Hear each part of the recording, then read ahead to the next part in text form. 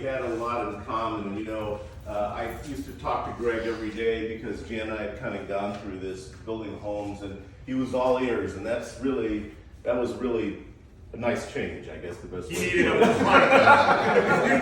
But the point is that he was with the help of many others, and not just myself. But because Greg would sometimes, you know, I'd make him call me certain names before I answered his question. And that's the joke. So if you want to know about plants, I'd say, what's my name? Plant Daddy. And then if you wanted to know something about electricians, I'd say, what's my name? Electro Daddy. So every time, as long as you add daddy to it, I'd answer his question. And so he was very, very good-natured about that. So the one thing he asked me to do, he said, you know, Glenn, would you come down and bless my house? And I basically said, you've been living here long enough where it's demon field already. If I pray, we may have to open the door so they can all escape up out of here. You know?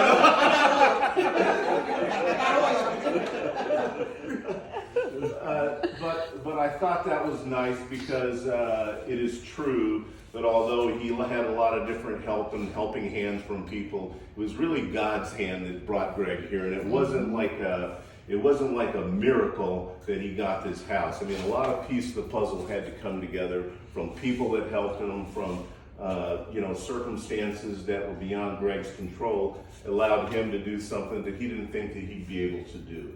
And I remember my dad was sort of in that same boat when he went to Texas. His culmination of his dream was really to have this house. And so he finally got it. And you know what? He didn't enjoy it very long, but he got it. And so that was the culmination of a dream for my dad. And I see this as sort of the beginning of a dream for Greg, because I think there's a lot that Greg will grow into and will learn from. One of the things that my mom is hoping he grows into is getting a wife. Okay? So, bear with me, brother. Let's wrap it up. He's on that rushing side. I will get one. You might not like it.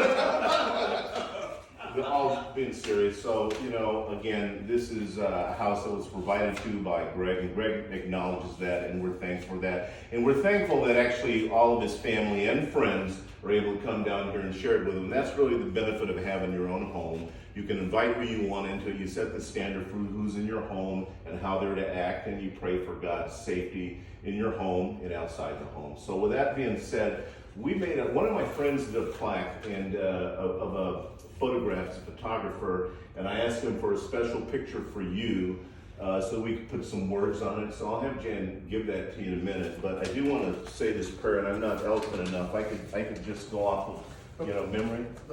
But what? You want to say something? I know. Saying, I was supposed to take the most amount of time. You get something behind. Good things take time, so here we go. So Greg, may God bless your new home and all who dwell in it. May he transform your new house into a loving home that is filled with the warmth of his spirit. May the Lord protect you from all harm and evil as he guides you in all things. We thank God for his wonderful blessings in bringing you this home and pray that he keeps you in the palm of his hand. Amen. And from Hebrews, the Bible, Hebrews says, for every house is built by someone, but God is the builder of everything. Amen. And so that you acknowledge that, and so we did this nice little plaque, we can put it on the wall somewhere good. Yeah. And with that, I'll relinquish my time, but congratulations, it's actually been quite a pleasure working with you. And we're happy. All right, you got the floor. Well, go ahead. Hey, let's do what we were doing before we got.